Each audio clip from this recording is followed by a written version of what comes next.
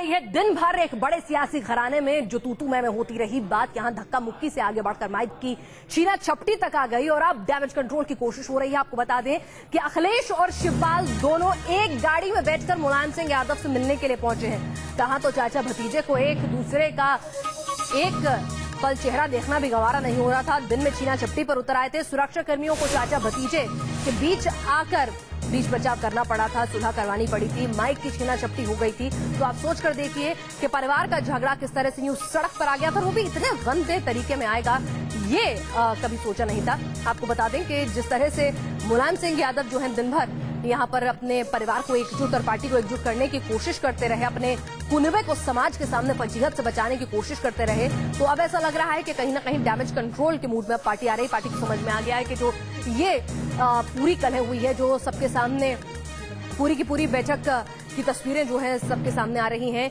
ये कार्यकर्ताओं के लिए भी सही नहीं है और कहीं ना कहीं पार्टी के लिए भी नहीं। विरोधियों को इसका लाभ मिलेगा। मुलायम के घर में डिंपल यादव और उनके बच्चे पहले से ही मौजूद हैं। अखिलेश और शिवपाल भी इससे पहले मुलाकात कर चुके हैं और अब अखिलेश और शिवपाल मिलने के लिए पहुंचे हैं। हमारे साथ उन्मुक्त मिश्रा मेरे सहयोगी इस वक्त लखनऊ से जुड़ गए हैं। उन्मुक्त, कहा तो मंच पर माइक की छीना झपटी हो रही थी और अब एक संग एक गाड़ी में मुलायम के घर पहुंच रहे हैं। क्या हो रहा है ये सब?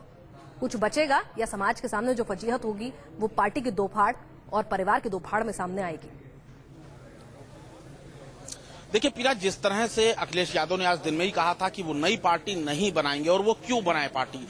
अखिलेश ने कहा कि उनके पिताजी ने 25 सालों की मेहनत से पार्टी खड़ी की है, पार्टी उनकी है, तो ऐसे में उनको नई पार्टी बनाने की जरूरत नहीं है। हालांकि ये जरूर कहा जा सकता है कि आज अभी थोड़ी देर पहले शिवपाल यादव अपने घर से निकले और मुख्यमंत्री आवास पर पहुंचे, मुख्यमंत्री से मुलाकात की। उनके साथ शिवपाल यादव के कई सारे समर्थक भी थे, तो काफी गिले शिकवे दूर हुए होंगे और उसके बाद ही मुख्यमंत्री और शिवपाल जो है दोनों एक साथ पहुंचे हैं मुलायम सिंह यादव के घर। तो ये कहा जा सकता है कि दोनों का रुख थोड़ा थोड़ा सा नरम पड़ा है। हालांकि किसका रुख कितना नरम पड़ा है ये बात थोड़ी देर में सामने आ जाएगी। जैसे ये बैठक खत्म होगी उसके बाद ये भी पता लग जाएगा कि आखिरकार समाधान क्या निकला है, किस फार्मूले के तहत मुलायम सिंह यादव ने ये निकाला है ये समाधान की आखिरकार समाजवादी पार्टी। जो कुछ तस्वीरें आज दुनिया के सामने आई, जिस तरह के शब्दों का प्रयोग हुआ, ऐसा लगता नहीं कि अब परिवार की दो फाड़ या फिर जो समाजवादी पार्टी के भीतर जो कुछ शर्मसार कर देने वाली तस्वीरें आज खुद मुलायम ने देखी होंगी, वो तो पार्टी उन्होंने बनाई है, वो तो कितने आहत होंगे, लेकिन कार्यकर्ताओं को जो मनोबल गया होगा, विरोधियों को जो मौका मिला होगा, ये डैमेज कंट्रोल से बाहर लग रही है। अब चाहे कुछ भी कर लें, कोई भी फॉर्मूला निकाल लें। देखिए बिल्कुल पीनाज, ये देखिए ये बात हकीकत है कि जो मुलायम सिंह के परिवार में जो उनके कुनबे में कलह मची रही, इसने समाजवादी पार्टी को काफी नुकसान पहुंचाया है। थोड़ा बहुत नहीं, एक बड़ा नुकसान पहुंचाया है और अब चाहे जो भी समाधान निकले वो उस नुकसान की भरपाई नहीं हो सकती। लेकिन इतना जरूर कहा जा सकता है कि अखिलेश यादव और शिवपाल यादव दोनों, जब एक कहते हैं कि एक भड़ास जब आपके अंदर होती है और वो भड़ास जब निकल जाती है तो उसके बाद कहीं ना कहीं थोड़ा बहुत जो है नरम रुख पैदा होता है, तो वही नरम रुख लगता है देखने को मिल रहा है। मुलायम सिंह यादव के साथ इस वक्त दोनों लोगों की बातचीत हो रही है, तीन के तीनों लोग एक साथ बैठे हुए हैं और पूरा परिवार इस वक्त जो है एक ही डिंपल भी पहुंची हुई है बच्चों के साथ मुलायम के घर पर। तो यहाँ पर देखना यह दिलचस्प होगा कि मुलायम जो है मंझे हुए राजनीतिज्ञ हैं, लेकिन परिवार को भी एकजुट रखने की कोशिश कर रहे हैं। तो किस तरह से राजनीति का भी नुकसान ना हो, परिवार का भी नुकसान ना हो, जो फजीहत हुई है उसकी भी भरपाई हो जाए, क्या रास्ता वो निकालेंगे? या फिर कहा जाता है किस्मत के मारे हैं वो, तो क्या एक बार फिर किस्मत की भेंट चढ़ जाएंगे? आगे बढ़ते हैं। समाजवादी पार्टी में चाचा भतीजे के बीच जंग जारी है। मुलायम सिंह यादव ने दोनों नेताओं के बीच आपको घटनाक्रम दिखाते हैं किस तरह से लगातार सुलह सफाई की कोशिश की, लेकिन हालात आज कितने बुरे हो गए कि अखिलेश और शिवपाल के बीच ये जो जबानी झड़प थी वो तीखी झड़प में तब्दील हुई। माइक की छीना झपटी की नौबत आ गई, वो भी बीच बाजार। कि अमर सिंह ने मेरे बारे में लिखवाया कि मैं औरंगजेब हूं और नेताजी शाहजहां हैं, और टाइम्स ऑफ इंडिया के फ्रंट अखबार पे लगवाया। और ये आशू मलिक देखिए ये झूठ है, और ये आशू मलिक देखिए ये झूठ है, और ये आशू मलिक देखिए ये झूठ है, झूठ है। मुख्यमंत्री झूठ बोल रहा है, मुख्यमंत्री झूठ। मैं नहीं बोलूंगा प्रेम, मैं भी बोलूंगा नहीं। और ये आशू मलिक, शर्म तो आंखों की ही होती है, जो वो छूट जाए तो नजारा शायद यही होता है। समाजवाद के जिस कुनबे को मुलायम ने अपने खून पसीने से सींचा, अब उसकी धरती पुत्र के सामने ही डगमगा रही है। समाजवाद की टोपी यूं उछलेगी, सरेआम उछलेगी, किसी ने सोचा भी नहीं होगा। लेकिन अब जंग खुलेआम है, कोई किसी की सुन नहीं रहा। अपने अपने गिले शिकवों के साथ घराने में घमासान जारी है।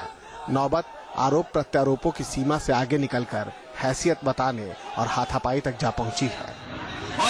कार्यकर्ता तो कार्यकर्ता, अखिलेश और शिवपाल के बीच माइक को लेकर छीना झपटी की नौबत आ गई।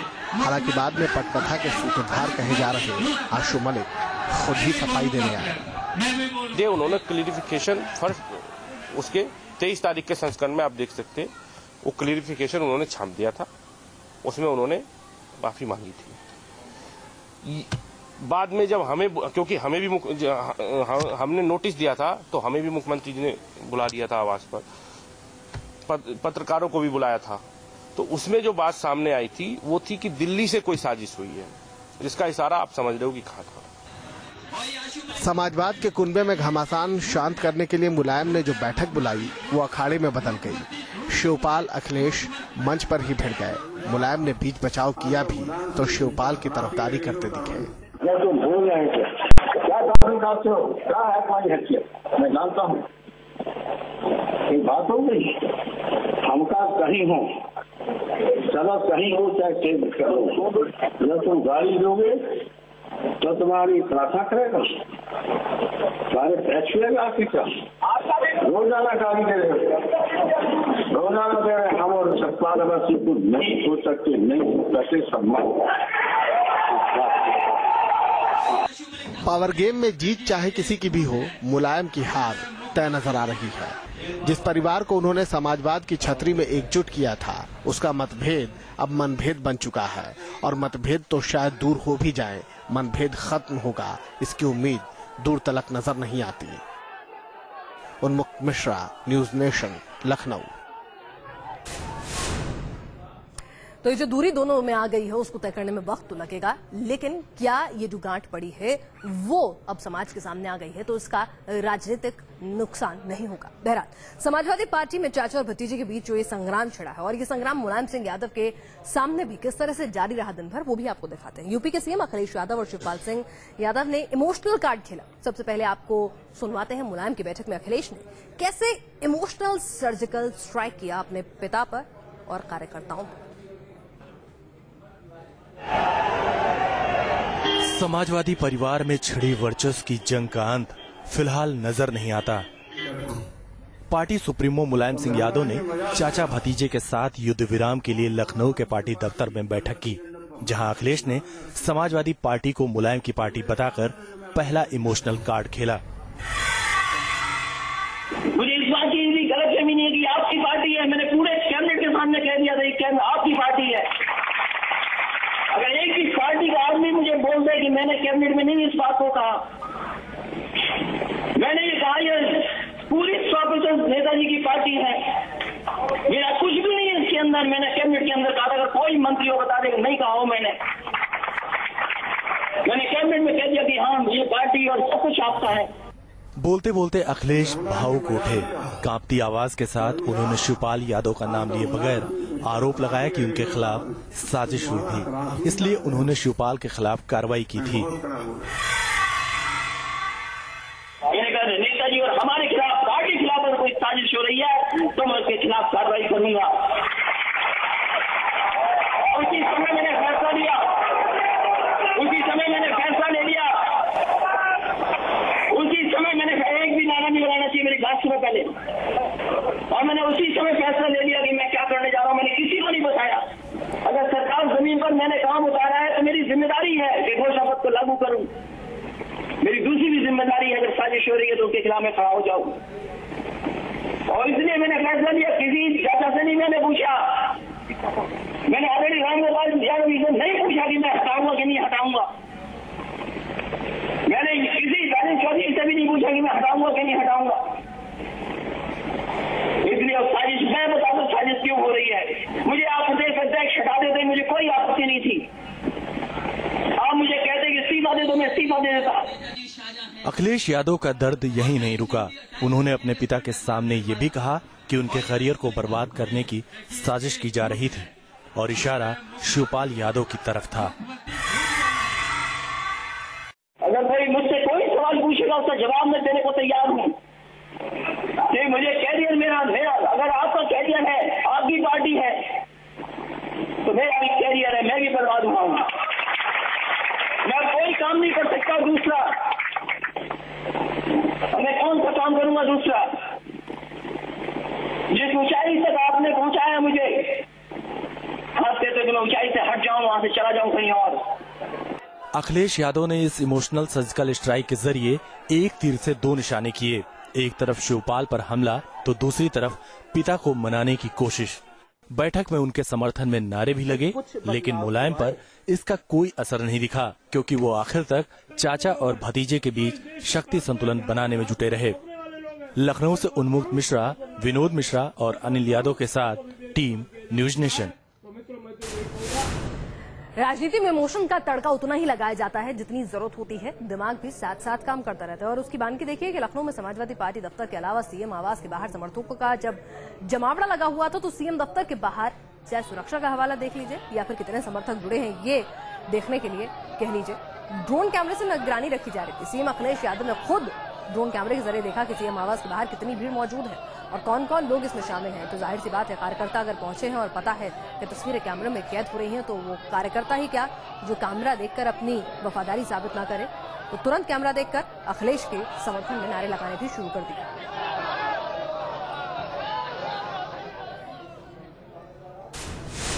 और इस बीच पार्टी से निकाले जाने के बाद रामगोपाल यादव ने मीडिया से बात करते हुए कहा है कि उनका एक ही लक्ष्य है 2017 में अखिलेश को सीएम बनाना। सब ठीक होगा, पार्टी पूरी अखिलेश के साथ है। ये गिने चुने 10-20 लोग हैं, सो रह जाएंगे, सो अकेले पड़ जाएंगे। षड्यंत्रकारी सब फेल हो जाएंगे। मुख्यमंत्री बनाना एमएलए के हाथ में होता है, किसी व्यक्ति के हाथ में। सर, मुलायम सिंह जी ने आज जिस तरीके से कहा कि अमर सिंह उनके भाई हैं, उनपे ऐसा है कि वो तो बिल्कुल उनके बारे में हम कोई कमेंट नहीं करना चाहते।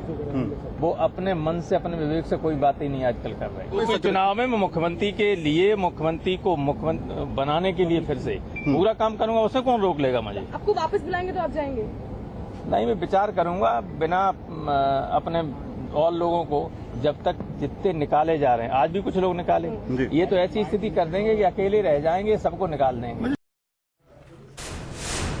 चलिए, ये राजनीतिक ड्रामा जो है परिवार का, समाजवादी पार्टी का अभी चल ही रहा है। बैठकों का दौर है, क्या कुछ नया निकल कर आता है उस पर अपडेट देंगे। लेकिन इस बीच पीएम नरेंद्र मोदी ने आज वाराणसी को गैस पाइपलाइन का तोहफा दिया। उससे पहले मोदी ने यूपी के महोबा में चुनाव रैली की। अपनी रैली में मोदी ने राज्य की एसपी सरकार पर जमकर तंज कसे, तो 3 तलाक के मुद्दे पर भी पीएम खुलकर पहली बार बोले और कहा कि इसे धर्म, संप्रदाय और वोट बैंक का मुद्दा न बनाए। अब तक उत्तर प्रदेश से जितने प्रधानमंत्री हुए, उन्होंने जितना काम उत्तर प्रदेश से लिए किया है, मैं अकेला उन सबसे ज्यादा करना चाहता हूं। मुझे ऐसी सरकार दो, मैं कुछ करके दिखाना चाहता हूं भाई। पीएम मोदी की ये बुलंद अपील यूपी में बीजेपी के चुनावी घमासान का शंखनाद है। महोबा और वाराणसी में पीएम मोदी की रैली के साथ बीजेपी के कार्यकर्ताओं में नया जोश नजर आने लगा है। मोदी ने पहली रैली बुंदेलखंड के महोबा में की। बुंदेलखंडी में भाषण की शुरुआत कर मोदी ने महोबा के लोगों का दिल जीतने की कोशिश की और फिर राज्य की समाजवादी पार्टी पर हमला किया। कुछ मुट्ठी भर लोग लखनऊ के आशीर्वाद से आकर के सब कब्जा कर लेते हैं, तबाह कर देते हैं। क्या ऐसे माफियाओं को हटाना है कि नहीं हटाना? भाइयों बहनों, एक अकेली भारतीय जनता पार्टी ऐसी है जो इन माफियाओं के खिलाफ लड़ने के लिए तैयार है, आपके लिए तैयार। प्रधानमंत्री मोदी पहली बार ट्रिपल तलाक के मुद्दे पर भी खुलकर बोले। उन्होंने कहा कि 3 तलाक के मुद्दे को राजनीति से न जोड़ा जाए। महिलाओं और बेटियों की सुरक्षा होनी चाहिए, चाहे वो किसी भी धर्म की हों। ये 3 तलाक को लेकर जो विवाद चल रहा है, मेहरबानी, ये 3 तलाक को लेकर जो विवाद चल रहा है, मेहरबानी करके उसे सरकार और विपक्ष का मुद्दा न बनाए। मेहरबानी करके उसको भाजपा और अन्य दलों का मुद्दा मत बनाए। मेहरबानी करके उसको हिंदू और मुसलमान का मुद्दा न बनाए। महोबा के बाद पीएम मोदी अपने संसदीय क्षेत्र वाराणसी पहुंचे। वहां उन्होंने 51,000 करोड़ रुपए की लागत वाली गैस पाइपलाइन और कुछ रेलवे प्रोजेक्ट की शुरुआत की। इसके बाद पीएम ने लोगों से अपील की कि इस दिवाली में लोग देश की सुरक्षा में तैनात जवानों को संदेश भेजें और उनका हौसला बढ़ाएं। मैं हिंदुस्तान भर के नागरिकों को काशी की धरती से आह्वान करता हूं, इस दिवाली में हम अपनों को जिस प्रकार से शुभकामनाएं देते हैं, हम भी हमारे सेना के जवानों को, हमारे सुरक्षा बलों को दीपावली का संदेश भेज करके उनके प्रति हमारे लगाव का एहसास कराना चाहिए। पीएम बनने के बाद ये मोदी का वाराणसी का 8वां दौरा है। लोकसभा चुनाव में काशी ने पीएम मोदी की डगर आसान कर दी थी। काशी विश्वनाथ से कुछ ऐसी ही आरजू मानो उन्होंने यूपी चुनाव को लेकर भी कर दी है। ये गौरव बनारस को महोबा से रतीश त्रिवेदी के साथ सुशांत मुखर्जी, न्यूज नेशन, वाराणसी। और अब आपको दिखाते हैं हादसे की तस्वीरें, कैसे ट्रेन की टक्कर में लोडिंग वैन का किस तरह से कचूमर निकल गया। गनीमत रही कि हादसे में किसी की जान नहीं गई। हादसे की तस्वीरें हम सभी के लिए एक बड़ा सबक है, आप भी देखिए।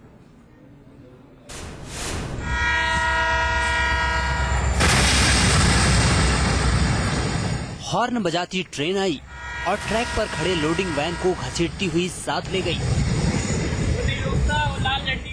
105 मीटर तक घिसटती रही गाड़ी।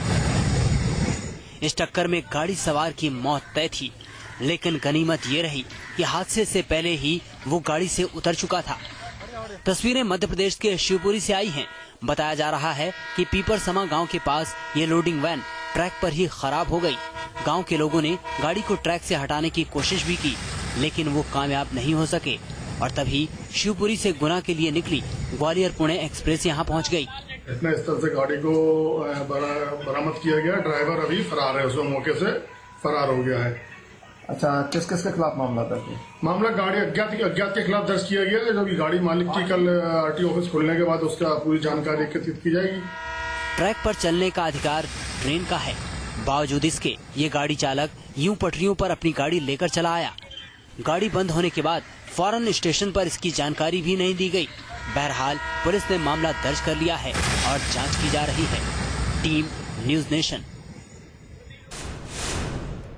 गोवा के आसमान पे एक बड़ा हादसा टल गया। यहाँ दो विमान एक दूसरे के बेहद करीब पहुंच गए थे और बस टकराने ही वाले थे, लेकिन गनीमत ये रही कि दोनों पायलटों ने सूझबूझ दिखाई और इस हादसे को रोक लिया।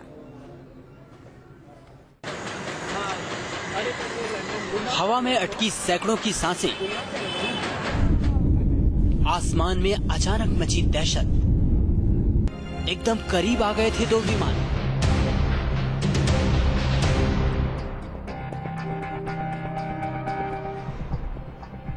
दोनों प्लेन में होने ही वाली थी टक्कर। पायलटों की सूझबूझ के चलते गोवा में एक बड़ा विमान हादसा टल गया और बच गई सैकड़ों जिंदगियां। खबरों के मुताबिक शनिवार को गोवा के आसमान में दो विमान खतरनाक तरीके से एक दूसरे के करीब आ गए। खबर है कि स्पाइस जेट की गोवा से हैदराबाद जाने वाली फ्लाइट ने अभी टेक ऑफ ही किया था कि उसी वक्त गो एयर का एक विमान उसके करीब आ गया। गो एयर का ये विमान मुंबई से गोवा की उड़ान पर था और कुछ ही देर बाद गोवा में लैंड होने वाला था, लेकिन उससे पहले ही आसमान में ये विमान स्पाइस जेट के विमान के नजदीक पहुंच गया। बताया जाता है कि जब गो एयर का विमान स्पाइस जेट के प्लेन के करीब पहुंचा तो स्पाइस जेट के प्लेन में अलार्म बजने लगा, जिसके बाद पायलट ने तुरंत फैसला लिया और विमान को दूसरी दिशा में मोड़ दिया। हादसा तो टल गया, लेकिन दोनों विमान कंपनियां इस घटना के लिए एक दूसरे को जिम्मेदार ठहरा रही हैं। स्पाइस जेट के अधिकारियों का कहना है कि गो एयर के पायलट ने नियमों का पालन नहीं किया, जिसकी वजह से इस तरह की घटना सामने आई। वहीं गो एयर का कहना है कि डीजीसीए इस मामले की जांच कर रहा है, इसलिए इस बारे में कुछ कहना सही नहीं होगा। तो कैसे बचा एक बड़ा हादसा, गनीमत ये रही, लेकिन लापरवाही किसकी थी इसकी जांच होनी चाहिए भविष्य में किसी भी तरह की अनहोनी को रोकने के लिए। तो नेशन